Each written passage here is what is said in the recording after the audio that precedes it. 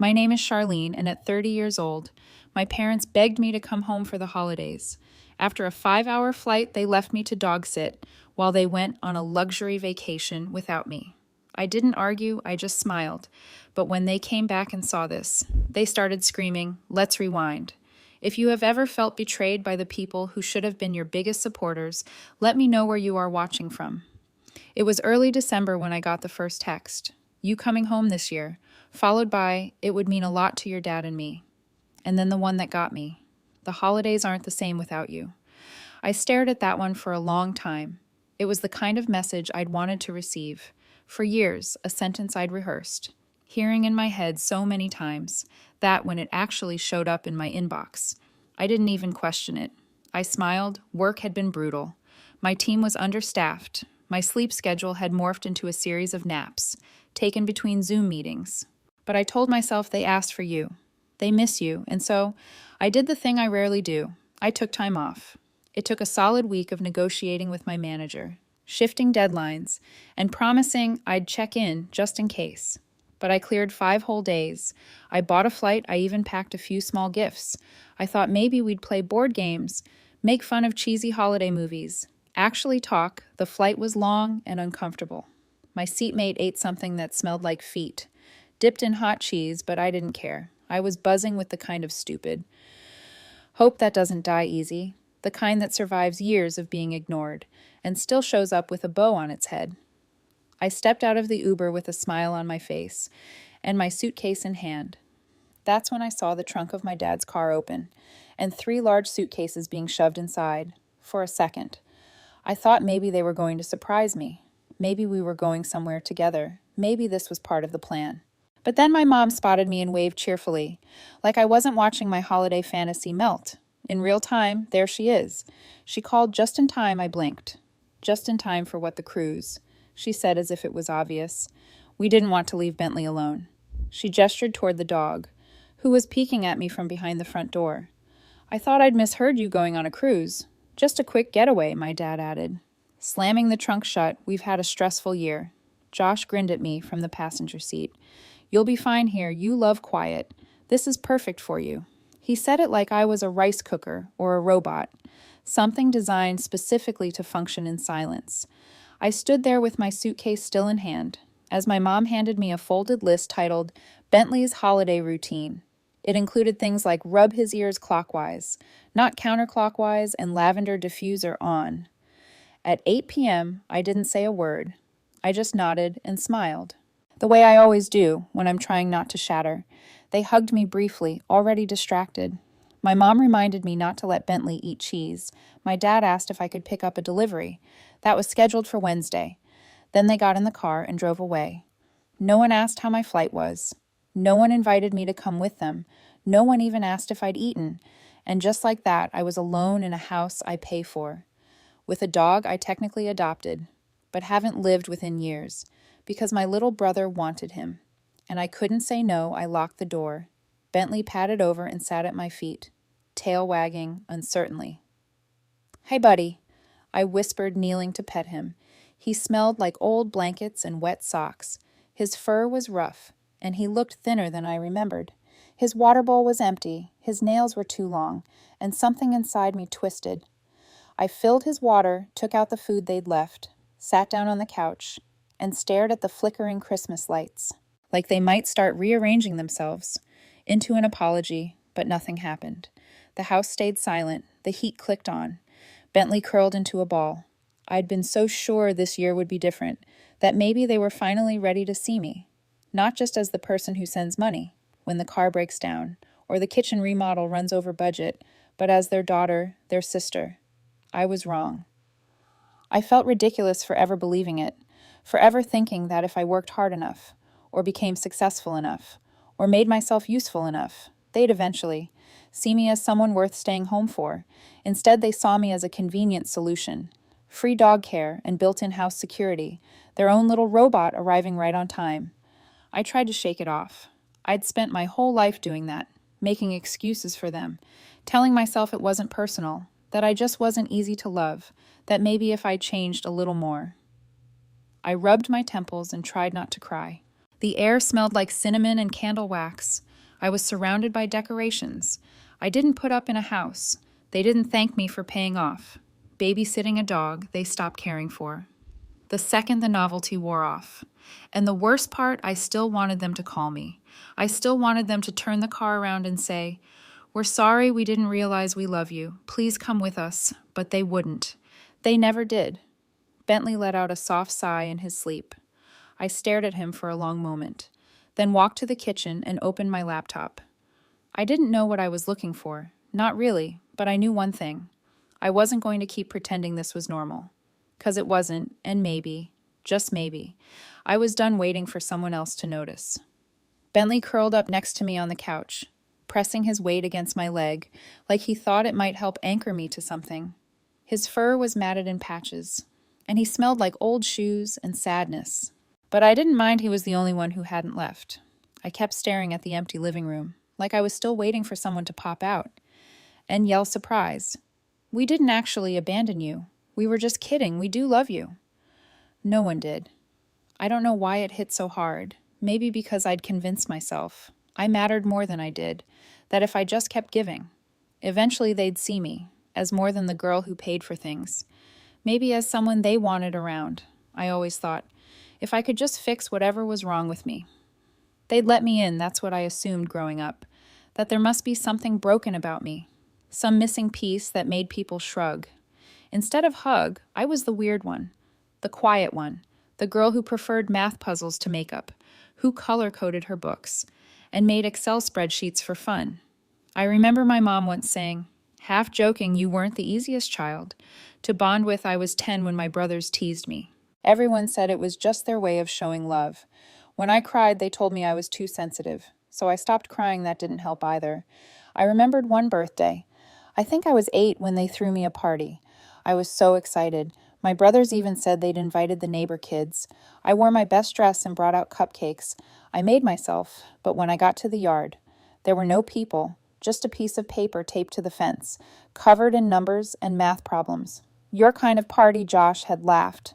Then they all ran off to the real party, at someone else's house. I sat on the porch steps for hours. I even solved the equations. I thought maybe that was the key. Maybe if I solved them all, they'd come back. They didn't. By high school, I thought I could blend in better. I tried to laugh at the right times. I borrowed clothes from Mandy, even though they didn't feel like mine. I joined clubs I didn't care about, and practiced smiling in the mirror, so my expressions wouldn't look weird. People still called me intense, distant, kind of robotic. Mandy once told me, "You're not unpretty. You just don't know how to act like a real girl." I tried to learn, and still I was the one people forgot to invite. The one who got thank you. Texts only after Venmo requests. The one who heard over and over, "You're just really hard to get close to." When I got into an Ivy League school, my parents said, "We're proud of you, honey, but just don't let it go to your head." They didn't come to graduation. They said plane tickets were too expensive. I believed them. Until I saw photos from Josh's birthday trip to Cabo, the same week. I told myself they just connected more with him, that it wasn't personal, that if I could just be more something, they'd start seeing me. I got my degree. I got the job. I sent money whenever they asked. I paid the mortgage on the house they lived in. I even helped Mandy through her divorce. I thought, maybe generosity could substitute for closeness. Maybe if I poured enough into them, I'd eventually fill the gap. But there's no amount of giving that can make people love you if they've decided not to. Sitting on that couch with Bentley snoring into my hip, I finally felt it, not anger, not even betrayal, just a slow, dull realization I was a placeholder in their lives, financial plan in human form, and the fact that I ever thought I could be more made me feel like the dumbest person on earth. I looked around at the mess they'd left behind. Food on the counters, dirty dishes, half-packed boxes, like they couldn't be bothered to make the place. Presentable even, when I was coming home for the first time in a year, because to them, I wasn't really a guest. I was the help, the responsible one, the built-in safety net. Even Bentley looked thinner than I remembered. His nails were too long, and his water bowl smelled weird when I crouched down to scratch behind his ears. He whined a little like he'd been waiting, weeks for someone to actually see him. I rested my head against the wall. Maybe I really was the problem. Maybe I'm hard to love, too quiet, Too strange, too clinical. I replayed every conversation I ever had with my family, trying to pinpoint the moment I made myself invisible. Maybe I never should have left. Maybe success made me arrogant. Maybe I stopped trying, or maybe they never tried at all. I used to think boundaries were a selfish thing, that saying no was something only cruel people did, that love meant sacrifice, especially when it hurt. But now I just felt small and tired and done. Bentley let out a soft groan as I stood up. I gave him a treat I found in the pantry and poured fresh water into his bowl. Then I walked to the kitchen table and opened my laptop. I didn't know what I was doing exactly, just that something inside me had finally shifted. Not snapped, not exploded, just shifted. Stop. I typed. What to do if family lives in your house, rent-free. I stared at the search results for a long time. I didn't know if I was really going to go through with anything. I didn't feel powerful. I didn't feel clever. I just felt done. Let them say I was cold, detached, overreacting. Let them say whatever they wanted. They already had. Bentley nudged his nose under my hand. I stroked his head gently, then whispered, if there's something wrong with me, at least I'm finally doing something about it. I hit print on one of the articles. The paper slid out of the tray slowly, like it wasn't sure either. They came back on a Sunday night. I was still there. My boss allowed me to work remotely because of a family emergency. I knew the exact minute. The car pulled into the driveway because Bentley shot up from his dog bed and let out a bark that was more alarmed than excited. I stood in the hallway frozen, heart pounding harder than I wanted to admit. It was like hearing an alarm go off in a place that used to feel safe. Car doors slammed, voices loud, familiar, careless. I told you she'd be fine, my mom said, laughing. She loves quiet time. She probably reorganized the pantry for fun. Josh added more laughter. I didn't move. I just watched through the peephole. Mandy was the first to notice. She jiggled the handle, then pulled again. I imagined her brows nodding in confusion, the slow boil of entitlement rising. Why is the door locked? Dad tried his key. Nothing. Josh stepped up next and tried to shoulder it. Bentley barked again, louder this time, and I picked him up before he could get more worked up. My arms trembled slightly. Not from fear exactly, something else, something quiet or final. Then came the knocking. Charlene. Open up, the locks jammed. I sat on the couch with Bentley, gently stroking his ears. Another knock. Then harder, then fists pounding. Charlene, what the hell? Did you change the locks? I didn't answer. I already had 3 days after they left. I changed the locks not out of anger, though I had plenty of that, but out of practicality. The house was a mess. Bentley had been neglected. There were signs of damage in multiple rooms. Doors left unlocked, overflowing trash. As the legal owner of the home, I had every right to secure it. I consulted a lawyer before I did anything, and now they were back, expecting everything to still revolve around them. Mandy screamed, "You can't do this. This is our house." That's when the floodgate opened. Charlene, open this damn door right now. We trusted you with the dog in the house, and you don't get to just lock us out like some kind of, this isn't just yours.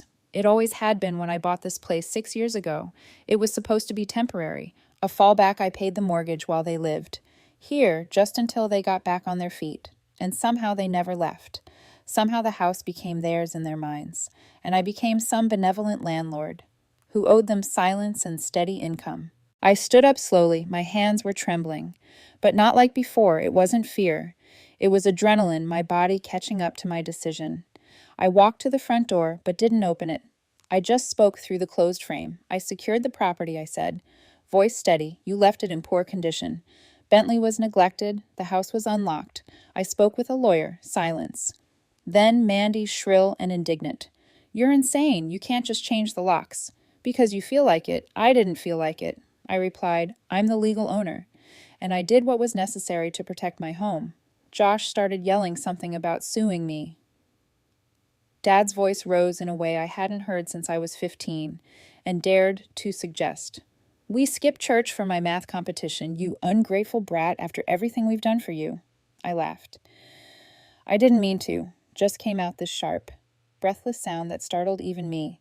Everything you've done for me. I repeat it. You mean the free babysitting, The financial black hole, or was it the birthday party, where you left me alone with math problems as a joke? More yelling, I walked away. I called my attorney to let her know they'd shown up. She said not to open the door, and to let them know all communication should go through her office now. Then Josh went around the side and tried to pry open the kitchen window. Mandy screamed at me from the porch. My mom stood in the yard, crying loudly enough for the neighbors to hear. My dad paced like a man who couldn't believe the waitress had just handed him the bill. I called the police when the officers arrived. I handed them the deed, photos of the condition the house was left in, and the vet report from Bentley's checkup. The officers were calm, professional. One of them turned to my dad. "Sir, she owns the house. There's no lease agreement. She has every legal right to secure the property. You're just going to let her do this to us." My mom cried she hasn't done anything illegal, the officer said for once. No one had my family's back. No one twisted the story to make me the villain. There were no pitying looks or jokes at my expense. Just facts, just boundaries.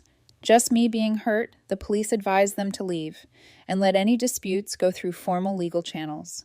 My family stood there stunned, furious, humiliated. But in the end, they left. I watched from the window as their car backed out of the driveway. Mandy turned and flipped me off from the passenger seat. Josh shouted something I couldn't hear. My mom didn't look back, and for the first time in my entire life, I didn't feel like the one left behind. Bentley climbed into my lap awkwardly, his weight grounding me. "I think we're going to be okay," I whispered. I'd always thought that maybe if I just fixed myself, they'd accept me, that if I tried hard enough, smiled enough, gave enough, they'd see me, but it wasn't me who needed fixing. Maybe being the quiet one didn't make me broken. Maybe it made me mine. I didn't cry. Thought I might. But there were no tears left. Just a deep pulsing sense of something else. Relief power. I wasn't angry anymore, not even hurt. Just done. And sometimes that's more powerful than rage. I thought that would be the end of it. But people like my family don't lose quietly. Not when entitlement has been their love language. For decades, 3 days after they left, I started receiving emails. First from my sister, then my mom, and finally my dad. The tone shifted from confusion to rage, to desperate manipulation. "You've embarrassed us. We don't understand why you're doing this. You're being dramatic, Charlene. This isn't like you," and finally, the cherry on top from Mandy. "You seriously need help." I didn't respond. I forwarded everything to my attorney. Then came the escalation. They tried to break in again, this time in the middle of the night, assuming I'd be gone. The motion sensor lights snapped on, and the security camera caught everything. Josh and my dad with a crowbar, trying to force the back door. The police came again this time. My attorney pressed charges. They tried to say the house was theirs, that I had stolen it, lied to them that they had some verbal agreement. But there were no documents, no leases, no proof, just their voices getting louder as their arguments got thinner. Then they did the one thing I should have seen coming. They sued me. It was laughable, really, a poorly constructed civil suit, claiming I'd evicted them illegally, that I'd stolen the dog, that I was suffering from some kind of mental breakdown and needed to be removed from financial control of the property I was, apparently.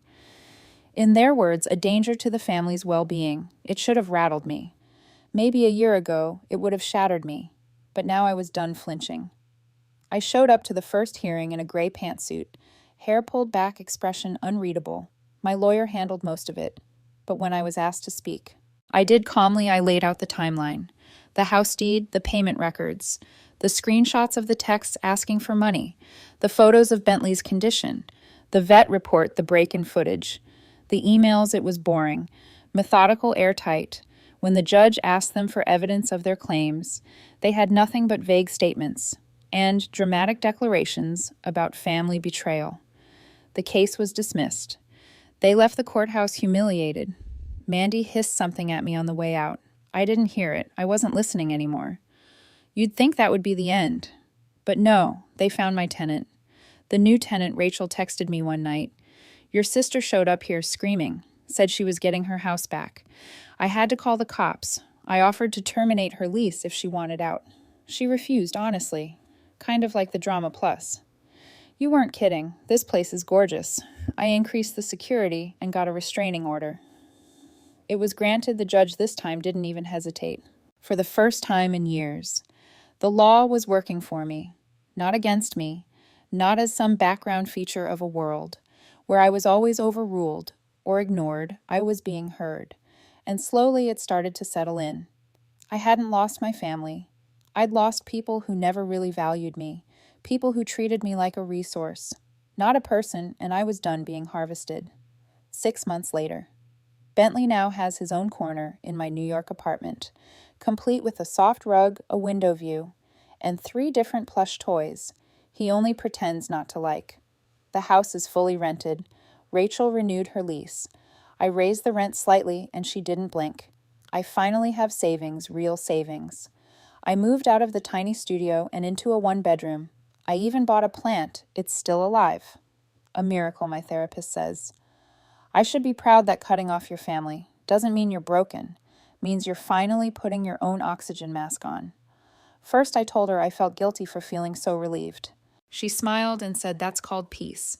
And I met Alex. It wasn't dramatic. Just 2 people who both hated networking events and ended up hiding near the bar, mocking the buzzwords around us. He worked in finance too. Different fields, same exhaustion. He didn't talk over me. He didn't flinch when I said I liked spreadsheets. He asked what kind of formulas I built for fun and actually listened when I told him my family thought I was robotic. He laughed and said, I don't know. I've met robots with less emotional range. It was the first time I laughed. Really laughed in months. We've been seeing each other ever since. No games, no performative chaos. Just ease the other day. He came over while I was setting up Bentley's new orthopedic dog bed. I made some dry comment about being the human equivalent of beige wallpaper. He looked at me, tilted his head, and said, You're not beige, you're titanium quiet, strong and impossible to bend. I didn't cry, not then, but I did later. Alone in the kitchen as Bentley curled up on the floor, like a tired little witness to everything I'd survived. I used to think something was wrong with me. Now I know what was wrong. Letting people treat me like I didn't matter, and I don't do that anymore. So that's what happened. Some people have told me I went too far. Others said I should have done it years ago. Honestly, I'm still figuring it out. Was I heartless or finally setting boundaries? Was this justice or just years of silence finally breaking? I don't have all the answers, but I'd love to hear what you think. Did I do the right thing? Did I overreact or not react soon enough? Let me know in the comments. And if you want more stories like this, from people who've had enough and finally did something about it, subscribe.